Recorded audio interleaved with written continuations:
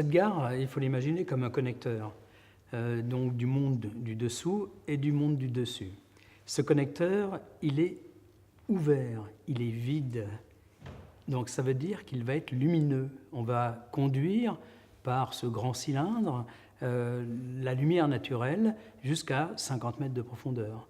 On va également ventiler naturellement sans, comme de grands ventilateurs, comme dans un tunnel, on va ventiler naturellement cet espace. Donc lorsqu'on sortira du métro, on aura le contact direct avec l'air ambiant et la lumière ambiante.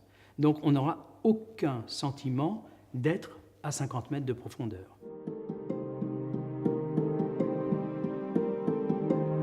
L'idée, ce n'est pas de faire du design, c'est vraiment d'utiliser la force des infrastructures, car ce diamètre que l'on va creuser, c'est 70 mètres. On va installer la gare dedans. 30 mètres vont rester au cœur de ce cylindre vide, dans lequel il y aura des circulations, des escalators, des balcons. On aura toujours cette vue entre le ciel et, si je puis dire, le métro.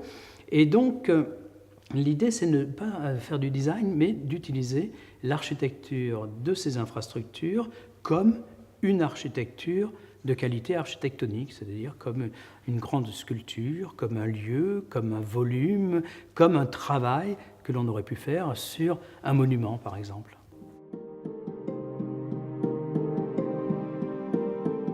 La particularité de la gare de Villejuif, c'est qu'elle n'est pas surmontée d'un bâtiment.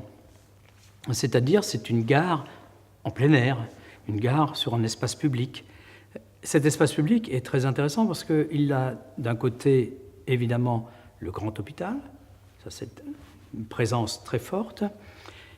Dans le futur, des bâtiments, des commerces, des bureaux, des logements, tout un ensemble urbain.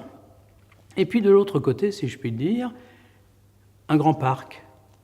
Donc cette gare va servir de lien, si on peut s'exprimer ainsi, entre la partie urbaine et la partie paysagère.